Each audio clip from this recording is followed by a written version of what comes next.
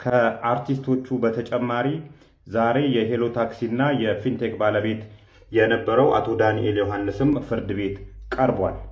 እንግዲህ የዋስትና መብታችን ይጠበቅብናል ብሎ ተስፋ አድርገው የነበሩት አርቲስቶችና ቲክቶከሮች የዋስትና መብታቸው አልተጠበቀላቸውም። ከወንጀሉ ውስብስብነት አንጻር ለ30 ተቀጥረዋል። ወደ ዳንኤል ዮሐንስ ስንመጣ 19 አይነት ክሶች ነው የተመሰረቱበት። 19 አይነት ክሶች፣ የገንዘብ ዝውውር አለ፣ ህገወጥ የሰዎች ዝውውር አለ፣ መኒ ላውንደሪ አለ፣ እናንተ የማታውቁት ብዙ ነገሮች። ለምሳሌ ሜታ ትራንዛክሽን የሚባል በባይናንስ ገንዘብ ሲያስተላልፍ ነበረ። እነዚህ ተደራርበው በ19 አይነት ክስ 19 አይነት ክስ ነው የተመሰረተበት። አንብቡት። 1430 ሰዎች ላይ ነው በከፊንቴክ ብቻ የተቀበለው። ሌላው አብዮት አደባባይ፣ ስካይላይት ሆቴል፣ ወዳጅነት ፓርክ አስረከብኩ ሲል የነበረው ለግብረ አበሮቹ ነው እየተለቀሙ ወደ ፌደራል ፖሊስ እንዲገቡ እየተደረገ ነው። 100 መኪኖችን የሰጠው ለእንትን ላሉ ሰዎች ሳይሆን ለሱ ግብረ አበሮች ነበረ ይልሃል። አንብበው። እንደዚህ ሆኖ አልፏል። አብረውት መያዝ የነበረበት የአስካሉካን ትሬዲንግ ባለቤት ግርማይ ገብረ ሚካኤል ከሀገር ወጥቷል እየተባለ ነው።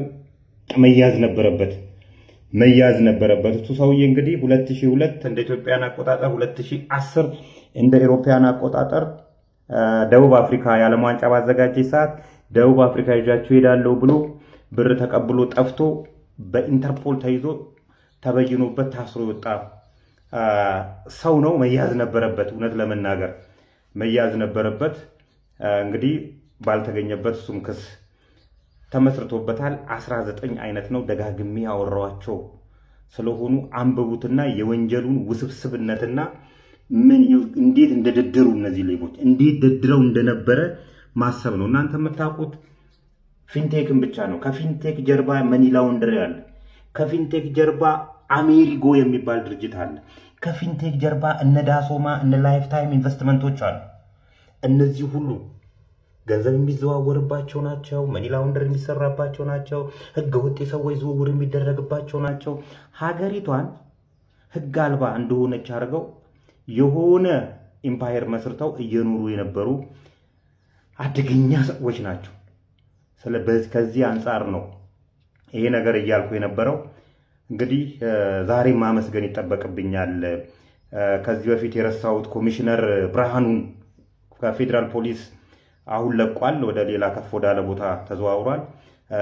አንተም ምስጋና ይገባሃል። ቆራጥ ትዕዛዝ ስትሰጥ ነበርና በዚህ አጋጣሚ ሁላችሁም ምስጋና ይገባችኋል። ፍትህ በእግሯ ስትሄድ እያየን ነውና እንድታቁት ጭምር ውስብስብነቱን እንድታቁት ጭምር መደፈር የሌለባቸው አንደፈርም የሚሉ ሰዎች ጭምር ከህግ ፊት እኩል እንደሆኑ ያየንበት ነውና ብዙ ትምህርት የሚያስተምረን ነው። የተማረ ጥሩ ተማሪ ከተገኘ ማለት ነው። አትሳሳቱ። This is registered investment company. Take care. Rule number 1.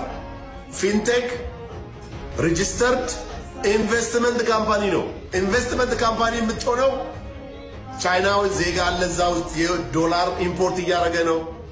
እስቲል እንኳን በዚህ 3 እና 4 ወር ውስጥ ከ200 መኪና በላይ በገቢዎች ሚኒስቴር ታክስ ተከፍሎበት ወደ ሀገር እያስገባ ያለ ትልቅ ተቋም ነው። ፕላስ መንሱር ጀማል ደግሞ ራሱን የቻለ ተቋም ነው። ነፍሴ ይሄን ካምፓኒ ስም ጠርተ መንሱር ጀማል ስሙን ጠርተ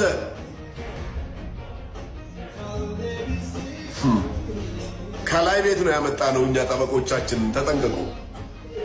ከህግ የሚያመልጥ አንድም ሰው የለም። በህግ ነው እኛ የምንሄደው።